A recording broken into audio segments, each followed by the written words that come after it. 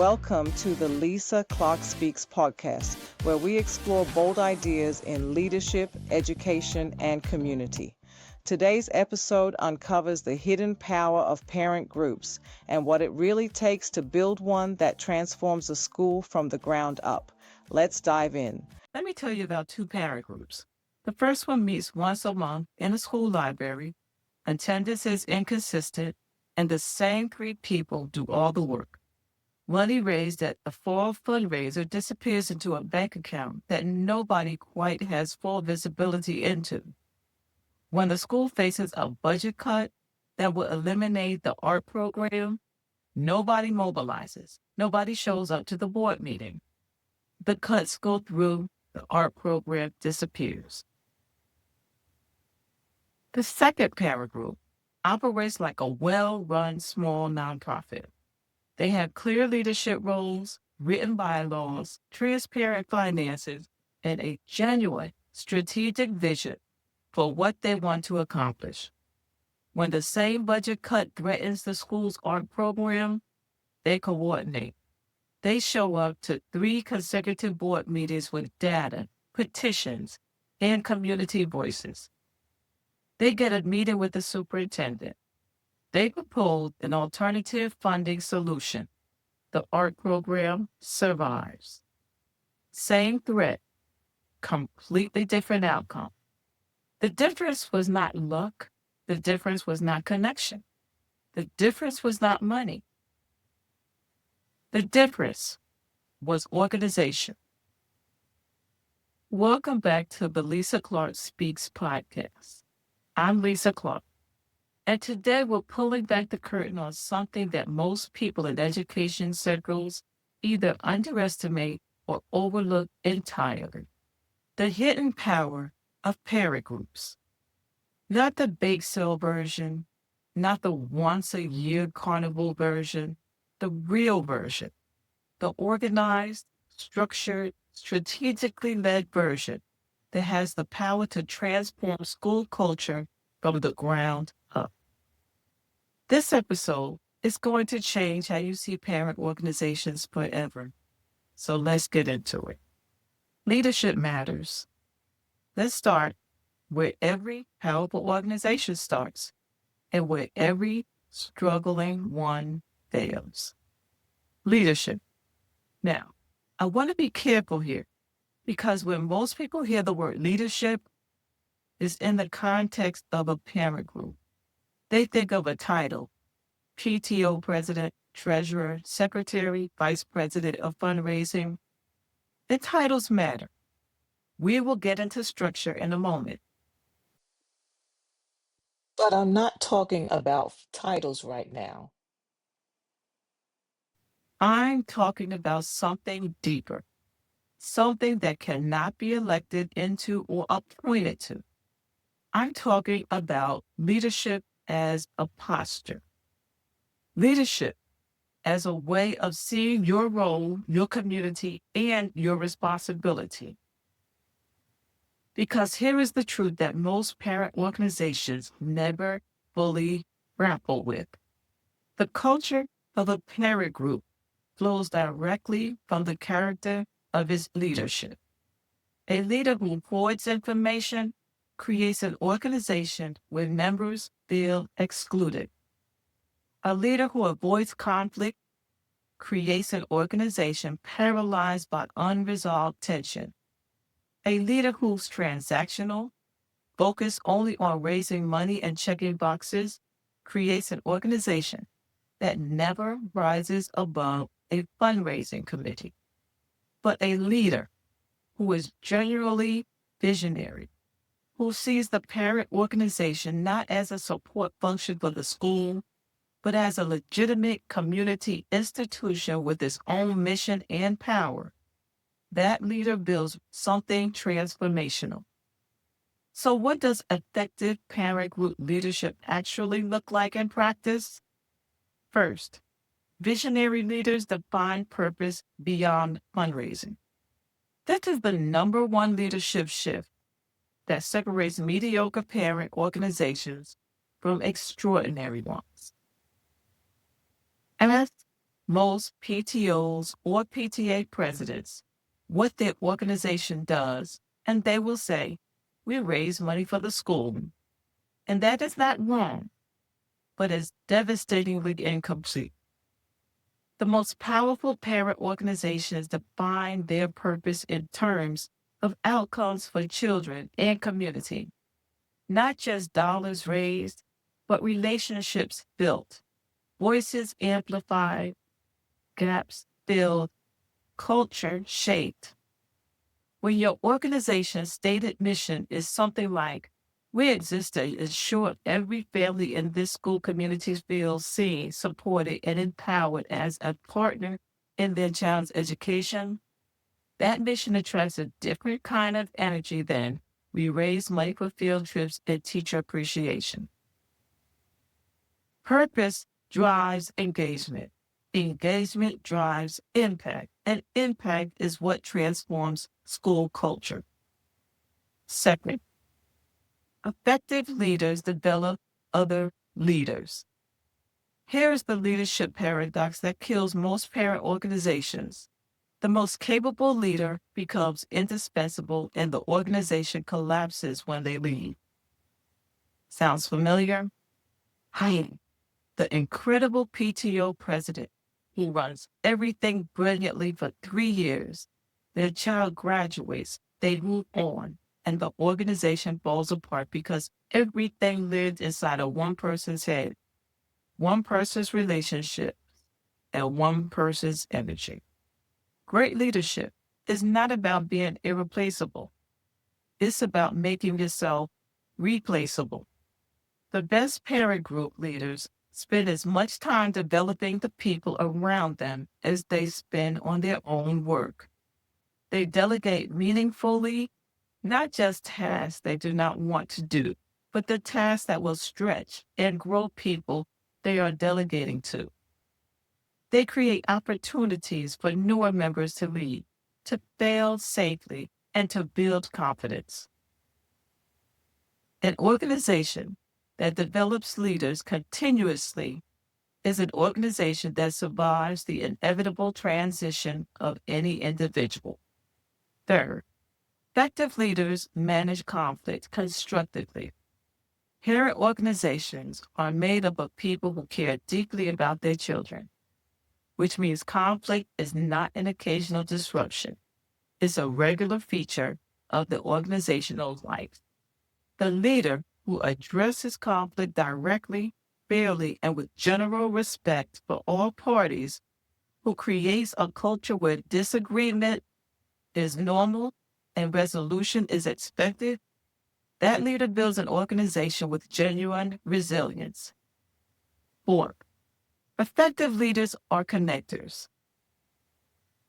One of the most underappreciated leadership skills in a parent organization context is the ability to connect people to each other, to information, and to opportunity.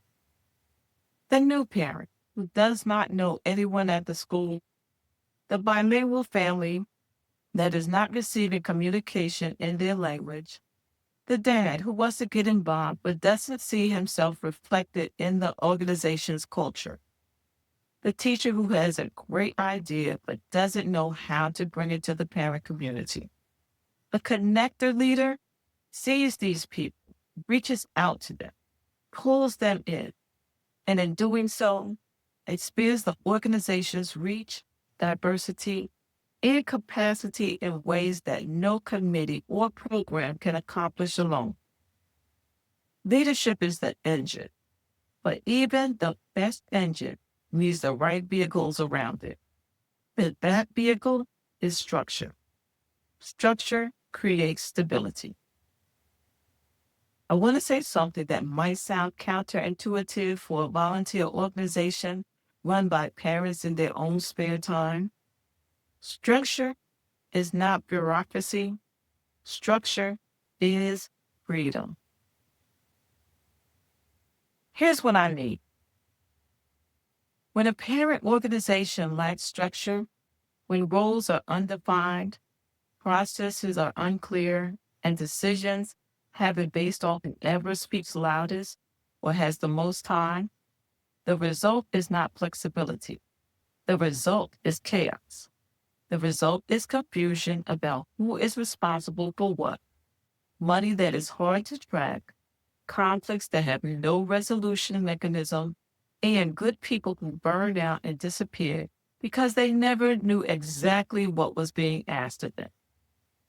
Structure removes all of the friction.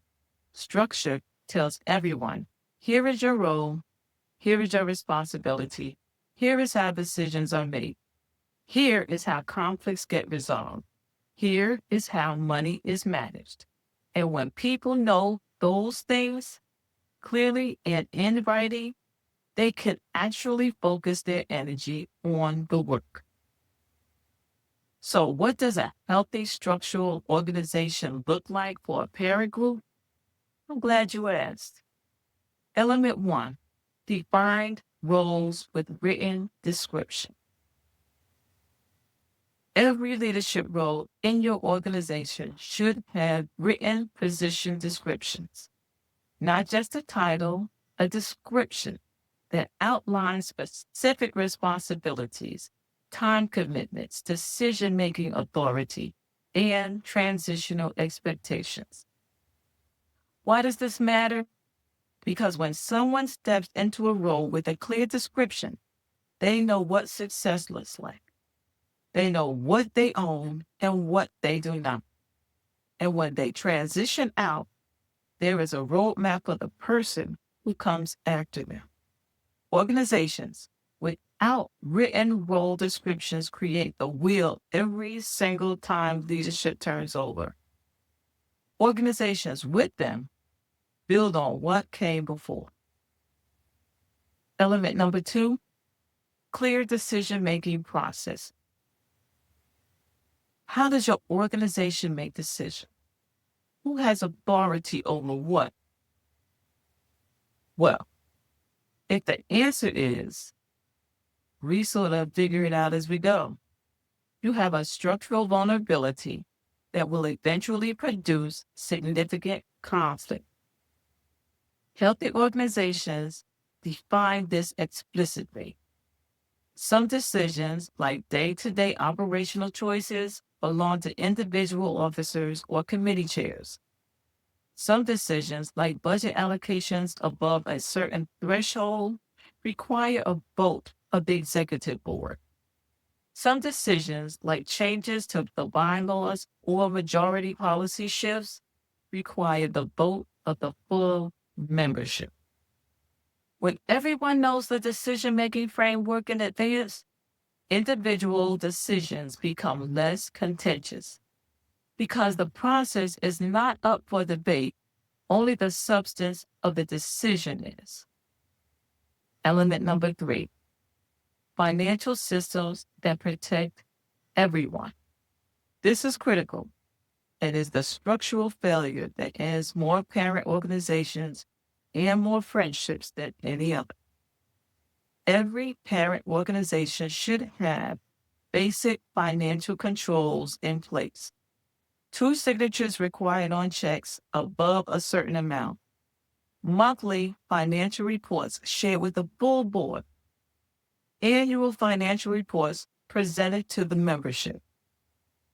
A formal budget approved at the beginning of each year, and ideally an annual review of the books by someone outside the organization.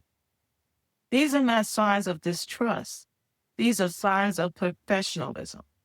They protect the treasurer from accusations. They protect the president from questions.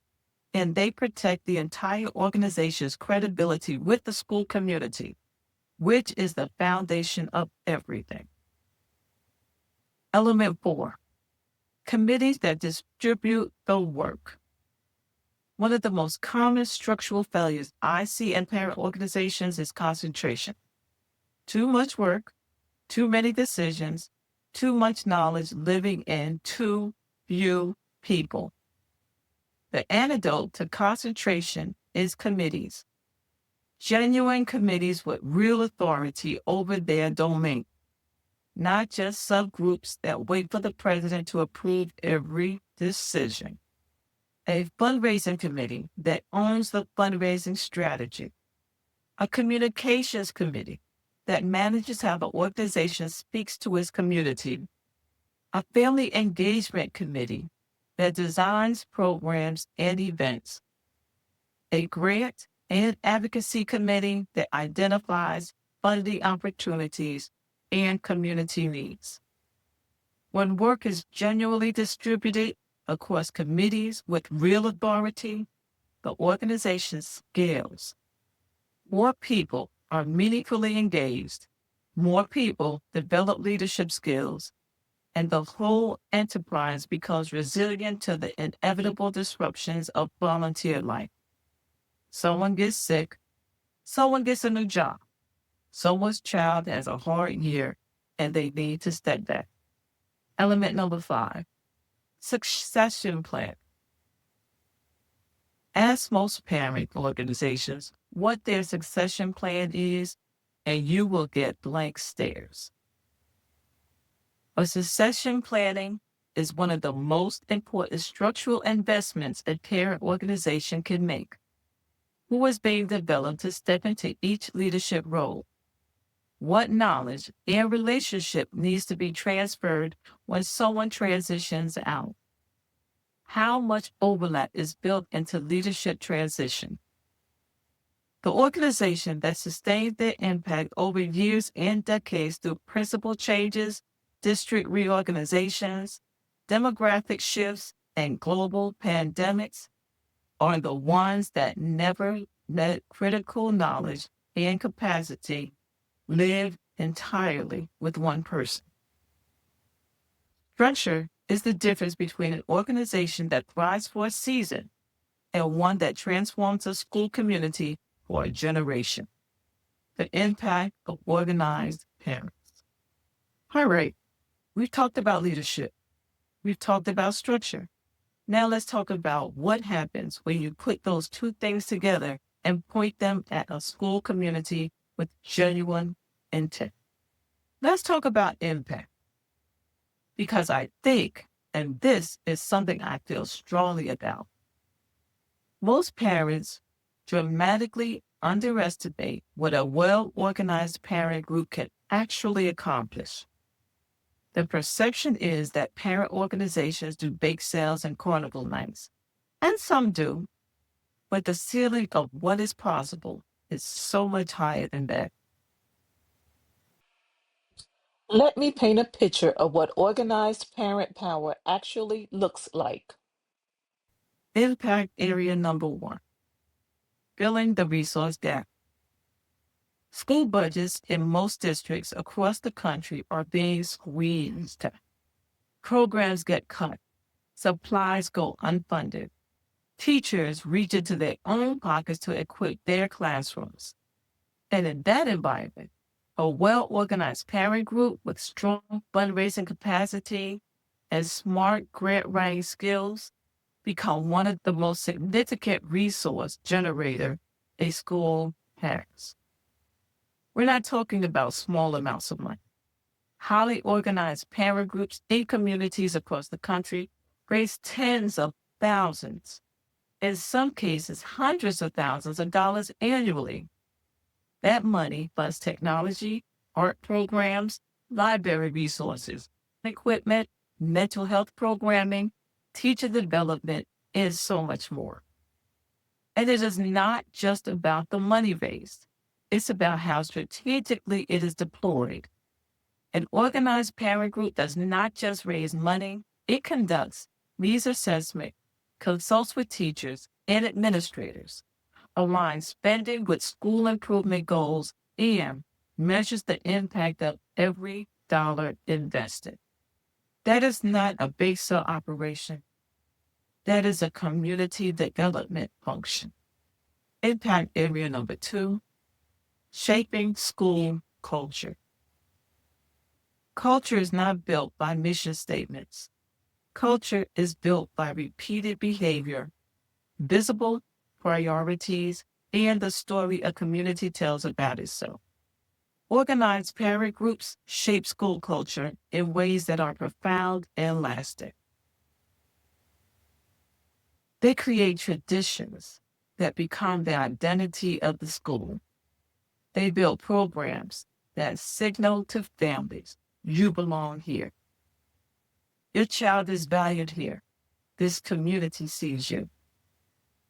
They bridge the gap between different demographic groups within the school, connecting newer families with established ones, connecting families across language barriers, connecting families whose children may be in different programs or grade levels, but who share a stake in the same institution.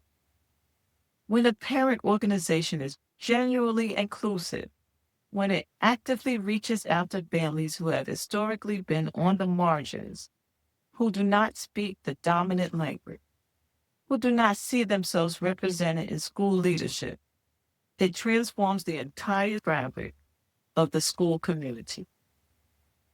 Children whose families are engaged in their school community show up differently. They feel more belonging. They feel more safety. They perform better academically. These are not anecdotal observations. They are findings replicated across decades of education research. Impact Area 3, advocacy that changes policy. Here is the impact area that most parent organizations never fully activate, and it is the one with the highest ceiling. A well-organized parent group is a legitimate political force within the school district. It has a constituency, family it represents. It has credibility, earned through consistent, constructive engagement within the school community. It has reach, communication channels that can mobilize dozens and hundreds of families around a specific issue. And it has presence at school board meetings and superintendents' offices in conversation within district leaders. When a parent organization shows up at a school board meeting, not as one frustrated parent, but as a coordinated community with data, documentation, and a unified message, the dynamic in the room is fundamentally different. I have watched organized parent groups reverse budget cuts, halt program elimination, shift district priorities, secure additional resources for underserved schools, influence principal hiring decisions, shape curriculum review processes. None of that happens by accident. None of it happens because someone got lucky or knew the right person. It happens because an organization did the work, built the structure, developed the leadership, cultivated the relationship, and showed up consistently over time. Impact Area 4, supporting teachers and staff. The relationship between a parent organization and the school staff is one of the most underappreciated dimensions of organizational impact. Teacher retention is a genuine crisis in many school districts. And while parent organizations cannot solve every factor driving teachers out of the profession, they can make individual schools significantly a better place to work. Through teacher appreciation programs that go beyond a pizza party to genuine, meaningful recognition. Through classroom grants that give teachers resources to innovate without reaching into their own wallets. Through creating a school culture where teachers feel supported and celebrated by the community around them. Through advocating at the district level for teacher working conditions. The organized parent group that genuinely invests in staff support is contributing to teacher retention at their school. And teacher retention is one of the most powerful predictors of student achievement and school stability. The impact of an organized parent group ripples outward in every direction, to students, to families, to teachers, to the broader school community. And at the center of it all, holding the whole system together, is the absolute essential infrastructure of governance. Segment 5. Why governance and bylaws matter. I want to talk about something that makes most people's eyes glaze over immediately. Bylaws. I know. Stay with me. Because I promise you, by the end of this section, you're going to see bylaws completely different. You're going to understand why they are not the most boring part of running a parent organization. They are the most important part. Here is the thing about governance documents. Bylaws, policies, procedures, they feel abstract and theoretical, right up until the moment you desperately need them. And then, if they do not exist, or if they are poorly written, or if nobody actually knows what they say, the consequences can be generally devastating for an organization. Let me explain what bylaws actually are and what they do. Bylaws are the constitutional document of your organization. They define what your organization is, what it exists to do, who can be a member, how leadership is selected, how decisions are made, how money is managed, how conflicts are resolved, and how the organization itself can be changed or dissolved. In short, bylaws answer every fundamental organizational question before the question becomes a crisis. And here is why that matters so much. Parent organizations are made up of volunteers who care deeply and sometimes disagree strongly. That combination, deep caring and strong disagreement, is the recipe for conflict. A conflict in a volunteer organization that lacks clear governance documents can become genuinely destructive. I've seen parent organizations torn apart by disputes over who has the authority to spend money, whether a particular election was conducted fairly, whether a president can be removed from office, and what happens to the organizational funds if it dissolves. These are not theoretical questions. They come up, but without bylaws that answers them clearly, they become personal conflicts that destroys relationships and sometimes destroys organizations. Good bylaws do not prevent disagreements, but they give disagreements somewhere to go. They create a fair process that everyone agrees to in advance, so that when difficult situations arise, the question is not who has the power here, because the bylaws have already answered that, but rather, what does the right outcome look like within our agreed process? That is the fundamentally healthier organization dynamic. So, what should good bylaws actually contain? Let me walk you through the essential elements. 1. Name and purpose. Your bylaws should state your organization's official name and a clear mission statement. This sounds simple, but it is foundational.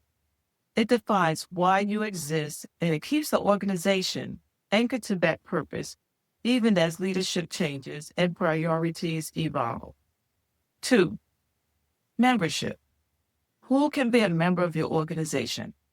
What are the membership requirements? Are there membership fees? What rights do members have specifically? Do they have voting rights and on what matters? 3. Officers and election. What leadership position exists? What are the qualifications for each? How are officers elected? By the full membership? By the board? By some other process? How long do terms last?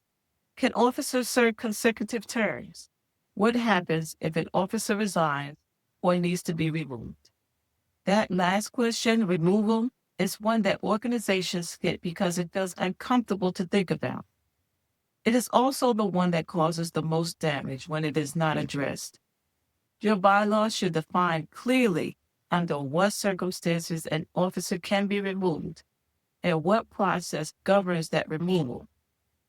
Having the process written down in advance makes it far less personal and far more manageable if it ever needs to be used. 4. Meetings. How often does the organization meet? How much notice is required? How many members constitute a quorum? The minimum number needed to conduct official business. What is the procedure for calling special meetings? Number 5, finance. How is the budget created and approved? Who has authority to spend money and up to what amount? What financial controls are in place? What happens to funds if the organization dissolves? This financial section of your bylaws is arguably the most important for protecting your organization's reputation and your leaders' integrity. The more clearly and specifically you define financial governance, the less room there is for misunderstanding, misuse, or accusation. Number 6, amendments. How can the bylaws themselves be changed? What is the required notice period? What percentage of membership vote is needed? This matters because an organization's needs evolve over time. Bylaws should be living documents, reviewed and updated regularly, not dusty artifacts that nobody has looked at in 15 years. Beyond bylaws, policies and procedures. Bylaws are the Constitution, but most organizations also benefit from a set of supplementary policies and procedures that handle operational details that bylaws are too broad to address. A financial policy that defines exactly how money is counted, deposited, and documented at fundraising events. A conflict of interest policy that defines what happens when a board member has a personal stake in the organizational decision. A record retention policy that defines how long the organization keeps documents and who has access to them. A communications policy that defines who speaks officially on behalf of the organization and how. These documents are not glamorous. They will never make it into the newsletter or be celebrated in a parade night. But they are the invisible infrastructure that allows everything else to function. They are the reason your organization stays healthy through transitions, disagreements, and challenges that every organization inevitably faces. Here is the bottom line on governance.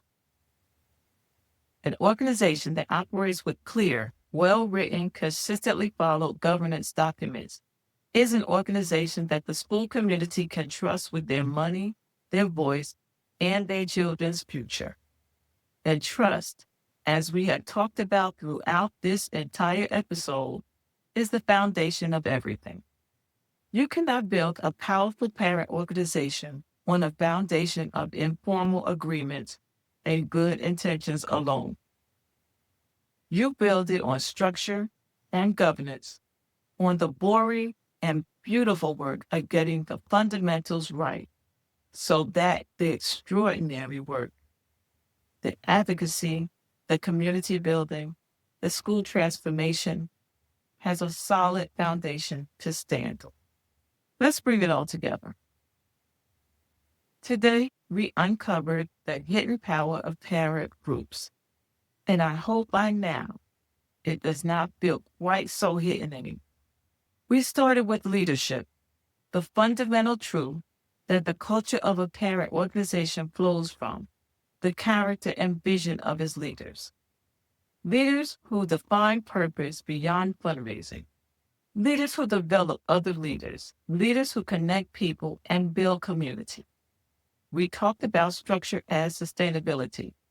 The counterintuitive reality that structure is not bureaucracy but freedom, defined roles, clear decision-making, processes, financial control, genuine community, and succession planning are not administrative burdens. They are the architecture of lasting impact.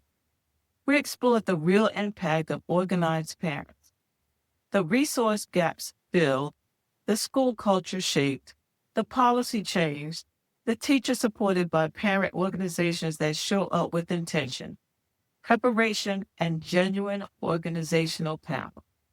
And we ended with governance and bylaws, the unglamorous but absolutely essential foundation that protects organizations from conflict, builds community trust, and creates stability that allows extraordinary work to happen over the long term.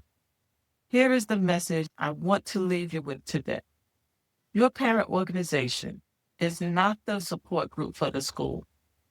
It's a community institution with its own power, its own purpose, and its own potential to change the lives of children. But that potential does not activate itself. It requires leaders who are willing to do the hard, quiet, foundational work of building something real, something structured, something governed well, something built to last. If you are in a parent organization right now, I want you to ask yourself one honest question. Are we operating at the level of our potential? If the answer is not a confident yes, then this is your moment. Start with one thing. Review your bylaws. Define a leadership role more clearly. Create a financial policy. Identify one emerging leader and invest in them. One thing done well, and then the next thing. Because transformation never happens all at once. It happens one intentional step at a time. Share this episode with every parent leader in your network, the PTO president, the school board representative, the passionate parent who has not yet found their place but is looking for one. This conversation belongs to all of them. Leave a review wherever you're listening. It helps more parent leaders find this content and build the organization their community deserves. And come back for our next episode. In the description, I'm going to leave you my website where you can find free resources to help you on your journey moving forward. Until then, go build something worth belonging to. Take care. Thank you so much for listening to the Lisa Clarke Speaks podcast. If this episode inspired you, share it with a parent leader in your life. Subscribe wherever you get your podcasts and leave a review. It helps more people find this content. Until next time, go build something worth belonging to.